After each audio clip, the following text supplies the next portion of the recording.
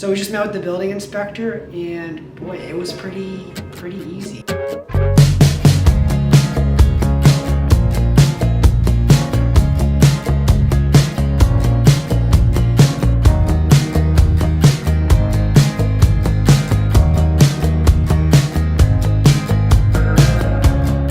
Things have changed since Project Linden, huh, Johnny? I think they have. I think they've become a little bit more desperate for housing here. Okay, the biggest thing that we learned today is that we don't have to take down the ceiling. Good news, we don't have to take down the ceiling. we don't need to redo the drywall in the ceiling downstairs. Yeah. That's huge. Yeah. I was thinking that was going to be like a big project. Our next big video would be us taking the drywall down, but I don't think we're going to. I don't think we're doing any demolition. All right, Sarah, give us a tour of the upstairs. Yeah, this is the upstairs at Project Cedar. It's a lovely 1,100 square foot bungalow. We've got a living room here. We've got a dining area. Right now we just have a little makeshift sawhorse desk, but picture a nice dining set there. Big long hallway kind of design. This is the door that leads to the basement. We'll go check that out here soon. This is the garage. What we're gonna do is build a wall across here so that the downstairs tenant won't have access to all this space. This will be designated storage space for the upstairs unit. But it'll be a nice entryway to come in and put in some nice lights. It won't be heated, so it'll be cold, but people can leave their boots and coats and I don't know, other stuff. Okay, let's go inside. It's cold. Yeah. Should we continue with the upstairs tour? Sure, yeah, let's finish the upstairs before we get carried away. So coming down this long hallway, we have a nice eat-in kitchen here. It's in good shape. It's just a nice galley kitchen. I love it because it's got a sliding door out onto a nice deck. So you can put a nice little kitchen table here. Nothing maybe too big, a little dinette type thing. Lots of natural light. The door here, I would use this for pantry space. There's decent cupboards in this kitchen, but it's always nice to have more room for pantry stuff. And then down here, we've got 3 bedrooms and a bathroom. So bathroom on my right here. And master bedroom. Are you gonna look at the bathroom? I just wanted to see myself. This is the smallest bedroom here. Depending on who lives here, you know, maybe you make this into home office kind of space, or it's a kid's room, or who knows what. And then this is the master bedroom. This is a double bed that we have in here right now, so decent size. There's a double wide closet as well. And then this is the second biggest room. It's also not huge, but it's okay. And this is where we're gonna be putting in the laundry. Lavanderia. We got a 1-piece stacking unit. We've actually used these before in Airbnbs that we've stayed at, and they're really functional. They work great. So that's what we put in here, and it was gonna fit nicely into the closet. Now we're talking with the building inspector about venting for this unit, and sounds like what we're gonna do is actually, his suggestion was to put it up through the roof. His suggestion was to put it up through the roof and put a boot on it. I didn't know what he meant by that. What's a boot? I don't know. It must be like a topper. We were really confused. I spent a lot of time being confused with how to vent this. Yeah. Because there's not a lot of great options. But I guess through the roof is the most likely route. Yeah. Right on the other side of that wall is the shower, so it'll be really easy to get the hot and cold water. Yes, that's right. And that's the upstairs. I know you want to go see the basement? You want to show us the basement? Yeah. All right, let's go see the reason why we bought this house. All right, let's go. Let's go. The basement is really why we bought this place. It's like the main reason, other than the big yard. All right, let's look at the cold cellar. Yeah. So for those of you that don't know, it's underneath the porch. And it's like freezing in here right now. But it's great. Oh, there's a light here. Nice. There we go. Not so creepy. There's some storage. You can keep whatever you want in here, but just know it's gonna get cold. People use it. I don't know. This house was built in the 80s. People were still canning back then. I guess, yeah. Hey, but check this out. So this We think that this is because there was some water leakage here. Mm-hmm. I don't really know how this helps very much. We should probably know more about that. But we don't. But we don't. It's okay.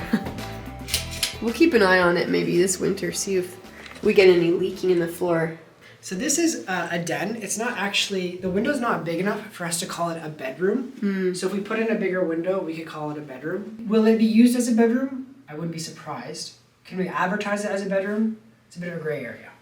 Here's our electric panel. We're kind of at this point planning to split the electricity into 2 panels and 2 separate electric meters so that each tenant will pay their own electricity.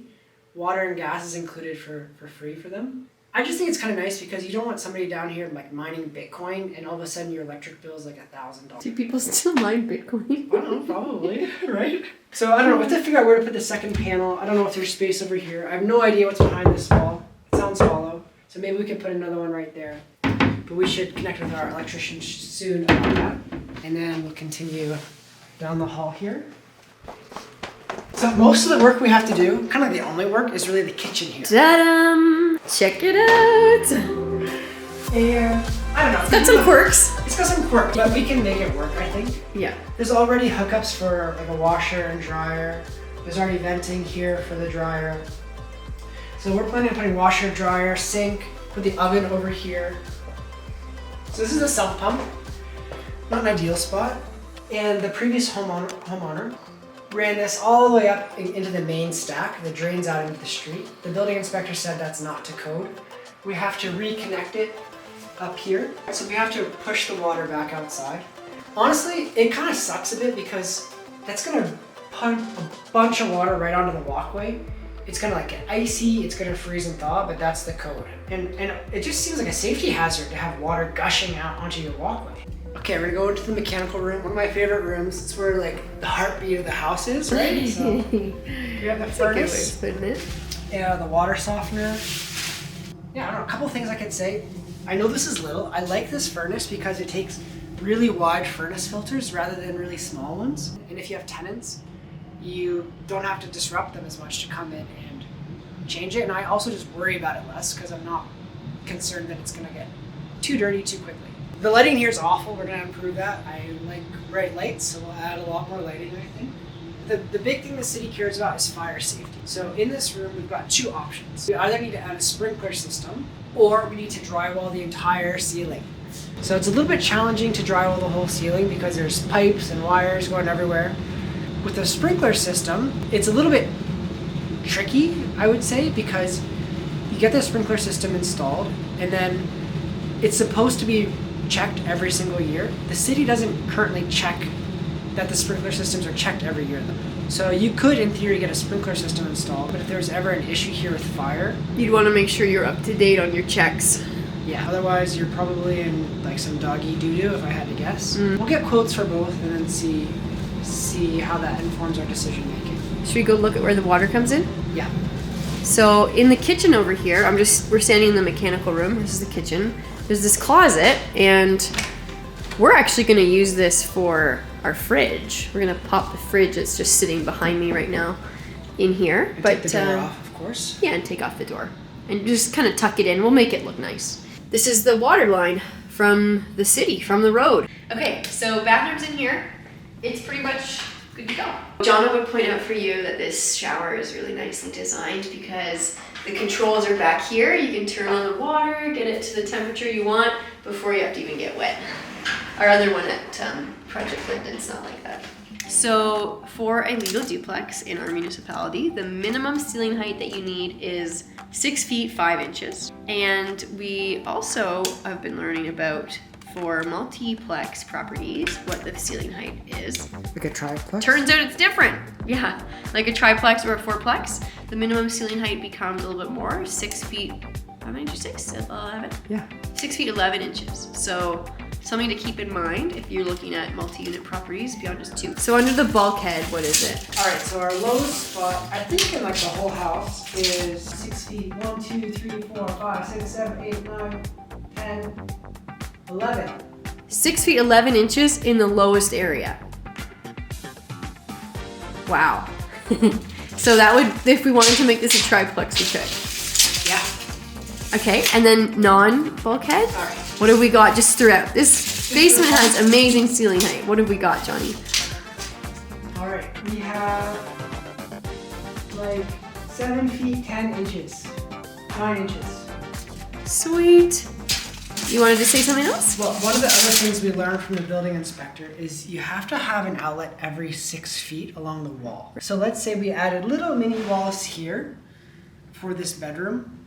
We're gonna be, what are we gonna be? This is 7 feet, and then like another couple feet, let's call it like, we're gonna have 9 feet of wall without an outlet. And so we're gonna have to add an outlet somewhere along here to meet the electrical requirement. Maybe you can get like a variance for that. I don't know, but and I don't know if they care if they'd catch us, but we might have to add that outlet. The good news that we learned from Put the today. camera down and let's just say it together because we're so excited. Okay. Okay, the good news from today is that we don't have to take down the ceiling.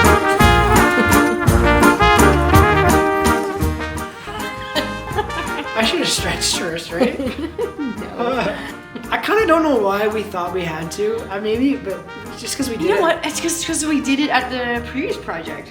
The only thing that I know this is us a little bit, but I'd love us more pot lights here. There are no overhead lights in this room, so it would just be nice to have some lights that work on that light switch over there. But good news, really good news that we don't have to do that. We just saved a big cost and a lot of time and a lot of mess. Wow.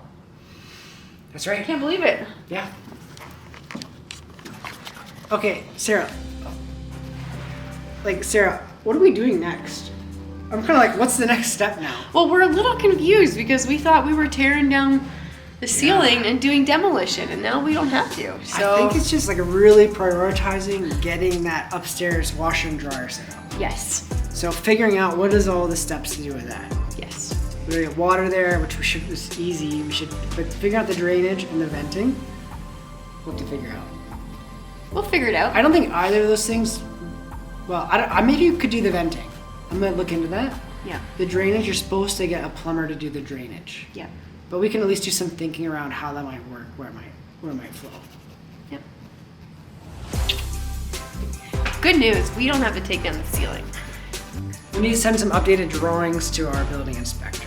That's Just right. that they can sign off in writing some of the changes we're making to the floor plan that we submitted to the city. But our building inspector gave us his email directly today, so looks like we can kind of. Well, we can just email him. We don't just- have to email the city. We don't even have to email the city anymore. We can just converse with him now. I'm hungry. Let's have some lunch and make go. a plan. Nice. Yeah. Yep. Watch your step. It's kind of wet there from the chair we brought in from outside. Let's close this because this is just letting cold air into the house. Close that up. Turn this off. Lights off. Da da da da. Over some leftover lunch, we processed and talked a bit further, then went back to the project plan. The big takeaway from this day was that we need to get moving on getting the upstairs unit ready to rent, especially since a lot of the noise and disturbance that we thought might push back the timeline on when the unit would be ready is no longer required. Now that you've seen the house in its before state and our pre-inspection is finished, we're gonna get going on making a mess and making this duplex.